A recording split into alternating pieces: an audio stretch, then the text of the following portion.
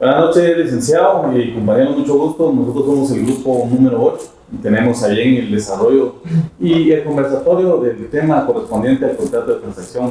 Para el efecto, nos encontramos reunidos en esta noche, en esta oportunidad, el compañero Mike Gonzalo, el compañero José Reynoso, el compañero Camilo Lacán y su persona, Gustavo Achur. Pues sin más preámbulos, sin nada más, quisiera preguntarles, compañeros, en esta noche, pues, ¿qué conocen ustedes al respecto? ¿Qué información tienen? ¿Y qué aspecto, pues, pudiese compartirnos el día de hoy acerca del tema del contrato de transacción? Claro. Buenas noches, licenciado. Buenas noches, compañeros. Es un gusto poder estar con ustedes. Bueno, la verdad que este tema del contrato de transacción es un tema bastante fácil de comprender. Pero para comenzar me gustaría hablar con respecto a qué es un contrato. ¿Qué es un contrato? Lo encontramos regulado en el artículo 1517 del Código Civil, Decreto Ley 106, en el cual nos establece que hay contrato cuando dos o más personas convienen en crear, modificar o extinguir una obligación, ¿verdad? Teniendo en cuenta esto, ahora sí vamos a entrar en materia con respecto al contrato de transacción. El contrato de transacción lo encontramos regulado en el artículo 2151 al artículo 2169, ¿verdad? Pero el artículo 2151 nos establece que este es un contrato en el cual las partes mediante concesiones recíprocas deciden de común acuerdo ponerle fin a un punto dudoso o litigioso, ¿verdad? Es decir, evitan el pleito entre dos o más partes, ¿verdad? Bueno, también me gustaría hablar con respecto a la naturaleza jurídica de este contrato. Pues este contrato básicamente podemos decir que es una resolución de controversias jurídicas, ¿verdad? Pero bueno, ya sabemos qué es esto, la definición y todo, pero me gustaría también saber qué opinan ustedes o qué piensan ustedes con respecto a las características y los elementos de dicho contrato. Claro, pues yo quisiera agregar algo sobre las características de este contrato, por qué lo hace distinto al resto de los demás contratos, ¿verdad? Primeramente, este es un contrato que es principal, es decir, que no necesita de otros contratos para subsistir, él subsiste por sí mismo. Por ejemplo, Camilo y José, si algún día tuvieran algún conflicto y quisieran pues celebrar un contrato de transacción, pues lo pueden hacer y sin la necesidad de un contrato previo. Eso es porque es principal. Otra característica es que es bilateral, es decir, que se crean derechos y obligaciones recíprocas entre las partes. No solo afectaría a Camilo o a José, sino a ambas partes. Es consensual debido a que tiene que existir el consentimiento de ambas partes, un consentimiento no viciado. Es formal debido a que se tiene que llevar por escrito. Es oneroso porque existen gravámenes recíprocos entre las partes. Además de estas características, pues yo quisiera mencionarle los elementos de este contrato. Y es que existen elementos personales, reales y formales. Los elementos personales se refiere a los que intervienen en el contrato. Cuando es un contrato de transacción extrajudicial, las partes se les dice transantes o se les llama transantes. Cuando es ya judicial se les dice partes, son las partes. El elemento real se refiere a la cosa sobre el cual va a recaer el contrato. En este caso son los conflictos y las controversias. El elemento formal, pues este no es un contrato solemne, pero se tiene que llevar o realizar por escrito. Por ejemplo, la escritura pública, ¿verdad? Excelente. Michael, con eso que comentabas, pues a mí me surge cierta duda. Mencionabas que el contrato pues se sugiere y se prefiere que se lleve a través de una escritura pública. Mi duda es, ¿solamente se puede utilizar este instrumento legal para llevarse a cabo el contrato de transacción? No, fíjate que además de la escritura pública también se puede realizar en documento privado con firmas legalizadas por notarios. Además de eso también se puede realizar por un acta judicial. Qué interesante. Perfecto. Compañeros, esos son las características y los elementos de este contrato, pero yo quisiera saber qué opinan ustedes sobre la clasificación de la transacción y los casos en que no se puede transar. Claro que sí, buenas noches, compañeros. Es importante creo que resaltar la clasificación de la transacción, ¿verdad? Se divide en dos, y es muy importante esclarecer esta parte porque se divide en judicial y extrajudicial. Vamos a iniciar primero hablando de la transacción judicial, y se dice que es aquella controversia que está o se encuentra en litigio y está a espera de una resolución emitida por un juez competente, ¿verdad? ¿Qué ejemplo podemos dar en este caso de la transacción judicial? Es el pago de una pensión alimenticia. El pago de una pensión alimenticia, el artículo 2158 define algo muy importante, que es sobre la prohibición a lo que no se puede transigir. Y resalta algo muy importante que dice sobre los derechos a ser alimentados, pero no sobre el monto de los alimentos y sobre los alimentos pretéritos. ¿Qué quiero decir o a qué quiero llamar a esto? Que, por ejemplo,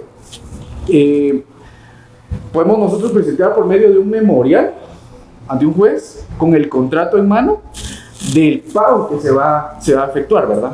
Okay. No se puede transar el pago de una pensión alimenticia, eso sí no se puede transar, pero sí se puede transar el monto. El monto sí se puede transar, ¿verdad? Es algo que debemos de dejar muy claro. Y también tenemos la transacción extrajudicial, y es aquella que se deriva donde los transantes, aquí no son partes, son transantes, y es algo que se me olvidó mencionarles anteriormente sobre la transacción judicial, que en la transacción judicial son partes. En la transacción extrajudicial, ya lo hacías mención, Michael, que se va a hablar de los transantes, ¿verdad? Y un ejemplo que podríamos dar, en este caso ya platicábamos con Gustavo, ¿verdad? Es sobre el despido injustificado, ¿verdad? Podemos nosotros en esta transacción extrajudicial llegar a un acuerdo con nuestro jefe. Me pongo como ejemplo que a mí me hayan despedido injustificadamente, ¿verdad? Me presento con mi jefe y le hago saber que lo vas a demandar, que lo voy a demandar, ¿verdad? Entonces, para no llegar a un litigio, a un procedimiento de oficio, entonces transamos, ¿verdad? Mi abogado representante y el abogado de él, ¿verdad? Es un punto que tenemos que tener muy claro, ¿verdad? Y también podemos hablar sobre lo que se prohíbe, ¿verdad? En qué momento se prohíbe la transacción, que ya les hacía mención, que el artículo 1158 de nuestro Código Civil guatemalteco establece 5 puntos muy importantes. Que el primero de ellos es sobre el estado civil de las personas, ¿verdad? Es algo que no se puede transar, no podemos crear controversia con ello, ¿verdad? También tenemos sobre la validez o nulidad del matrimonio o divorcio, ¿verdad? Si ambas partes llegaron a un acuerdo de tomar divorcio, celebrar un matrimonio, pues es con el consentimiento, ¿no? Con la voluntad de ambas partes. Es lo que se puede hablar sobre las prohibiciones. Existen 3 elementos más, que es sobre la responsabilidad penal, sobre el derecho a ser alimentado, el último sobre que se deja por disposición de última voluntad mientras viva el testador o donante. Eso podemos hablar sobre. Muy interesante, Camilo. Y pues creo que ya lo hemos venido desarrollando muy bien, temas muy puntuales, hablando ahí sí un poco de todo, definición, naturaleza jurídica, elementos. Pero yo creo que un elemento que quizás en este momento no hemos desarrollado y sería muy puntual, ahí sí que hablar, sería sobre las obligaciones previas al contrato. Creo que como cualquier contrato en materia civil, pues al final está relacionado a una actividad común, cotidiana. Y ya lo hacían mención ustedes, al final lo que se busca es evitar, simplificar un conflicto que se tenga. Y yo quisiera hacer énfasis principalmente a las obligaciones que conlleva previamente la celebración de un contrato de Exacto, eso te iba a decir, iba a mencionar yo, que habláramos sobre las obligaciones previas al contrato y las obligaciones posteriores a la celebración del contrato. Y tenés razón, José, y te agradezco por la intervención. Pues fíjate que en ese tema, las obligaciones, como en cualquier contrato, pues en materia civil nos contempla que se tiene que tener esa capacidad legal para poder llevar a cabo el contrato. 1. 2, pues también tener una identificación, en este caso puede ser el DPI, pasaporte, lo cual nos permita, valga la redundancia, identificar a esas partes que en algún momento van a ser instrumentos o van a ser partes del proceso de este contrato. También nos comenta que el contrato tiene que recaer sobre una actividad legal lícita. Pues esto propiamente en materia de las obligaciones previas a llevarse a cabo el contrato. En lo que respecta a las obligaciones posteriores, pues podemos hacer mención de que ahí sí que lo que se busca en algún momento es resolver el conflicto. Y yo no puedo pretender que se resuelva el conflicto si al final acordé algo con las partes, o en este caso con la otra parte, y que la parte al final no lo cumple. Creo yo que no tiene nada de sentido el contrato. Entonces, una de las obligaciones posteriores es que ambas partes se comprometan a darle cumplimiento a ese contrato. Okay. Por parte del notario, pues tenemos que, en las obligaciones, ahí sí que en un ámbito profesional pudiésemos llamar, él tiene la obligación de registrar este contrato celebrado en un plazo de 25 días desde la fecha en que se celebró el contrato. Entonces, creo yo que esos son los aspectos a tomar mayormente en consideración al momento de celebrar el contrato, tanto en su manera previa como en su manera posterior. Claro. ¿Verdad? Sí, la verdad es de que yo veo de que este contrato es un contrato muy importante, ya que como bueno, yo llego a la conclusión, una conclusión personal, de que este contrato básicamente lo que busca y lo que evita es el pleito, ¿verdad? Entre las partes. Litigio. Y el litigio, exacto. No sé qué piensan ustedes, una pequeña conclusión si quisieran. Sí, considero yo que es un instrumento fundamental, ¿verdad? Ya lo hacía mención, para no llegar a una controversia de litigio. Ya se hablaba, ¿verdad? Y lo que decía, resaltaba Gustavo, ¿verdad? Que si no se cumple, entonces pasa a ser una transacción judicial, ya no puramente extrajudicial, ¿verdad?